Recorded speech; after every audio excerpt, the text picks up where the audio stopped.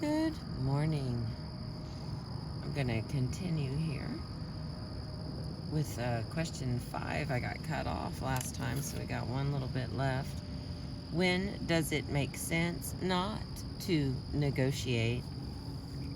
Whether it makes sense to negotiate and how much effort to put into it depends on how satisfactory you find your BATNA and how likely you think it is this negotiation will produce better results. If your BATNA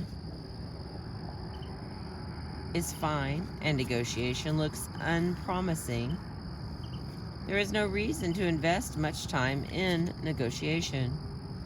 Now, on the other hand, if your best alternative to a negotiated agreement is awful, you should be willing to invest a little more time, even where negotiation looks unpromising, to test whether something more satisfactory might be worked out.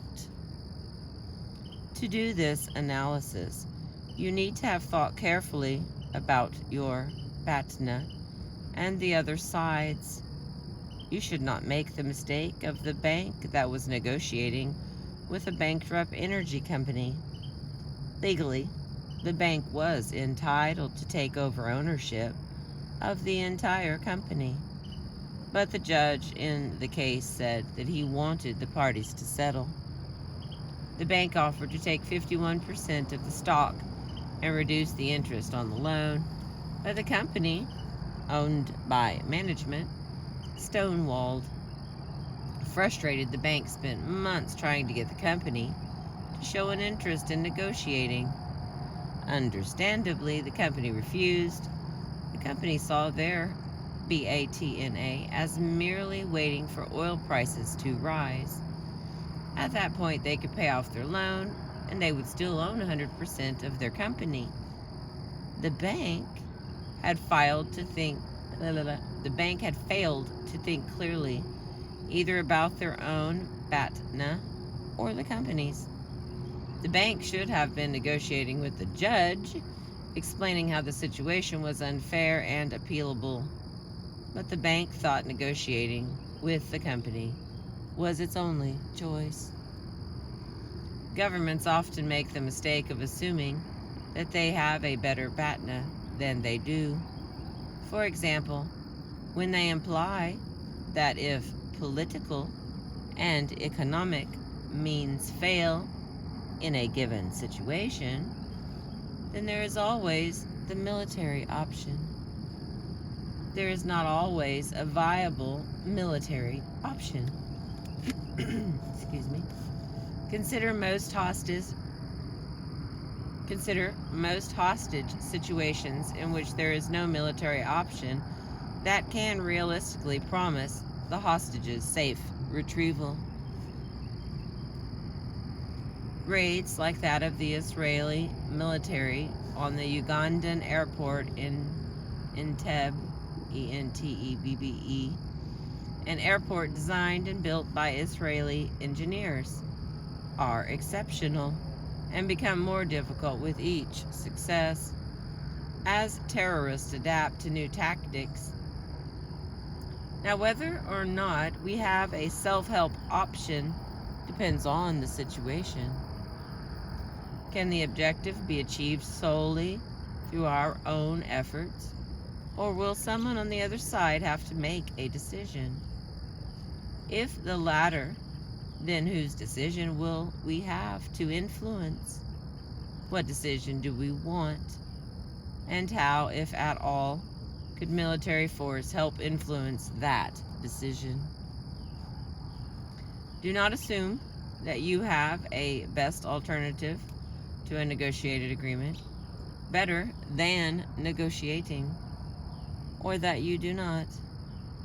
Think it through, then decide whether negotiating makes sense. All right, now we're on to question 6. Let's see. Oh, it's not very long. We're going to squeeze it in this video, darlings. All right, question 6. How should I adjust my negotiating approach to account for differences of personality, gender, culture, and so on. In some ways, people everywhere are similar to each other. We want to be loved. We care about the respect of other people and ourselves. And we do not like to feel taken advantage of. In other ways, people, even those of similar background, are quite different. Some of us are outgoing, others shy.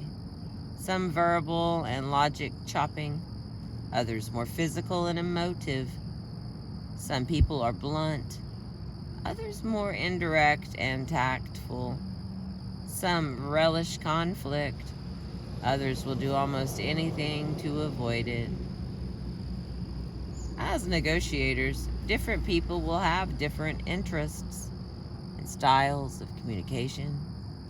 Different things may be persuasive to them, and they may have different ways of making decisions. How should we accommodate such similarities and differences in negotiating with different people? Here are some suggested guidelines. Get in step. In any negotiation, it is highly desirable to be sensitive to the values, perceptions, concerns, norms of behavior, and mood of those with whom you are dealing. Adapt your behavior accordingly. If you are negotiating with someone, it is that person whom you are trying to affect. The more successfully you can get in step with that person's way of thinking, the more likely you are to be able to work out an agreement. Some common differences that can make a difference in negotiation include the following. Alright, I'm going to try to put this in front of this beautiful sun so that you can see. There's a freaking list. There we go. Looks clear. Alright, and then we got a couple more on those that are questions. Come on, baby, come on. There we go. Remember, here's when I'm reading you. Okay, Smokey. I don't quite know where to get it to focus because it's so pretty. Alright, now I'm going to read them out loud. Some common differences that can make a difference in negotiation include the following. Pacing, fast or slow. Formality, high or low. Physical proximity while talking, close or distant. Oral or written agreements, which are more binding and inclusive. Bluntness of communication, direct or indirect. Time frame, short term or longer. Scope of relationship, business only or all encompassing. The expected pace of doing business, private or public. Who negotiates, equals in status, or the most competent people for the task.